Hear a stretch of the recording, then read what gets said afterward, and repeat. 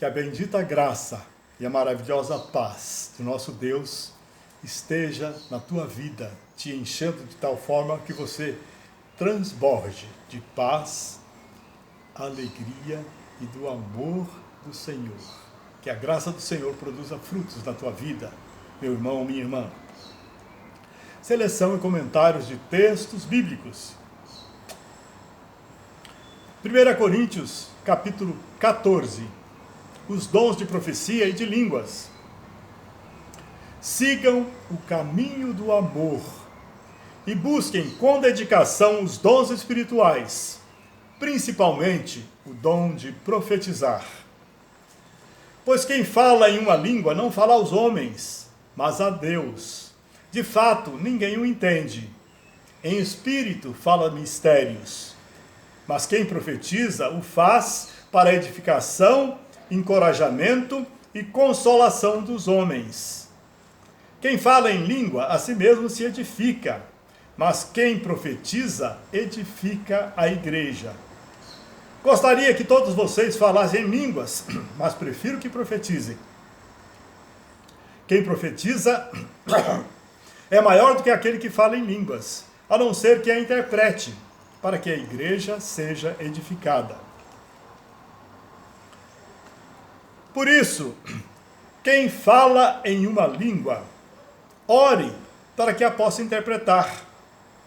Pois se oro em uma língua, meu espírito ora, mas a minha mente fica infrutífera. Então o que farei? Orarei com o espírito, mas também orarei com o entendimento.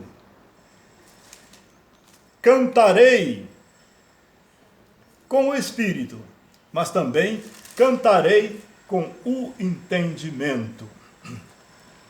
Vejam,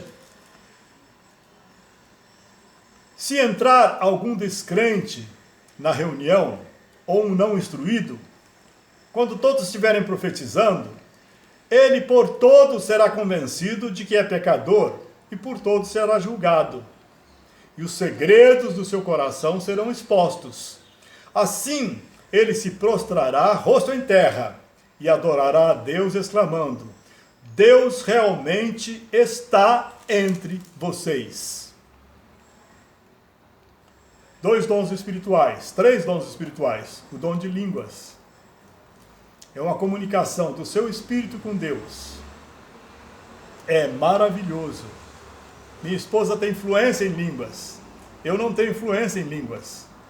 Eu tenho algumas expressões, algumas frases, algumas palavras, mas minha esposa tem influência. Quem fala em línguas está se edificando a si mesmo, está se edificando espiritualmente a si mesmo. Agora, se for falar em línguas no meio da congregação, é necessário que você peça a Deus que te dê a interpretação.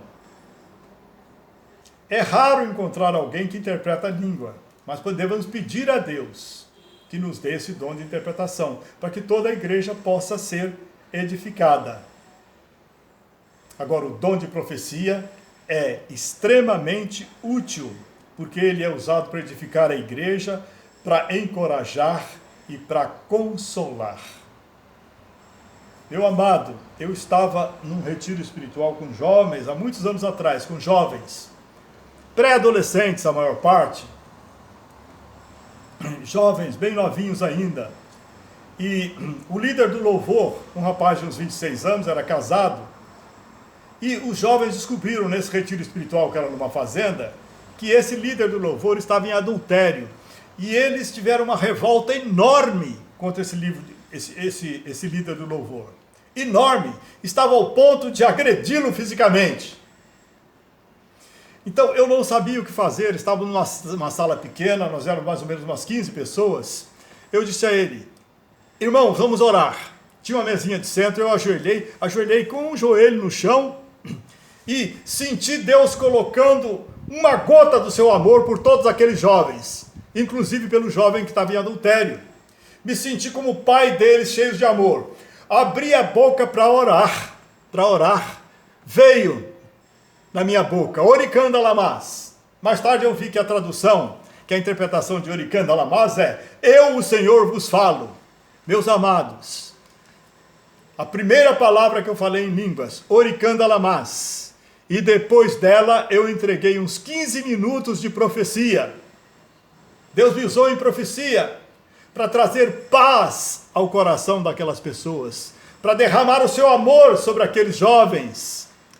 E eu me via profetizando, e eu que fui treinado para pregar, e sou professor treinado para dirigir o pensamento. Você começa falando de um assunto, você sabe qual é o caminho pelo qual você vai passar.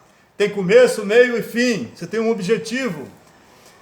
E eu me via falando como se eu fosse um gravador, uma fita num gravador que tivesse sido ligado e estivesse falando. Eu me via falando sem precisar pensar. Profetizar é algo maravilhoso, você abre a boca e Deus fala usando a sua boca. Foi maravilhosa aquele dom que Deus me deu, porque havia uma necessidade enorme. Deus falou àqueles jovens, produziu paz, produziu perdão.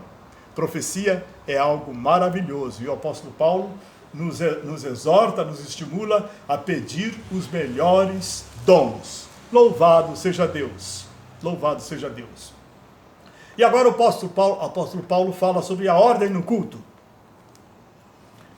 Que diremos, irmãos? Quando vocês se reúnem, cada um de vocês tem um salmo, ou uma palavra de instrução, uma revelação, uma palavra em uma língua ou uma interpretação. Tudo seja feito para a edificação da igreja. Se, porém, alguém falar em língua, devem falar 2, no máximo 3, e alguém deve interpretar. Se não houver intérprete, fique calado na igreja, falando consigo mesmo e com Deus. Tratando-se de profetas, falem 2 ou 3, e os outros julguem cuidadosamente o que foi dito. Se vier uma revelação a alguém que está sentado, cale-se o primeiro. Pois vocês todos podem profetizar, cada um por sua vez, de forma que todos sejam instruídos e encorajados. O espírito dos profetas está sujeito aos profetas, pois Deus não é Deus de desordem, mas de paz. Como em todas as congregações dos santos, permaneçam as mulheres em silêncio nas igrejas, pois não lhes é permitido falar. Antes, permaneçam em submissão, como diz a lei.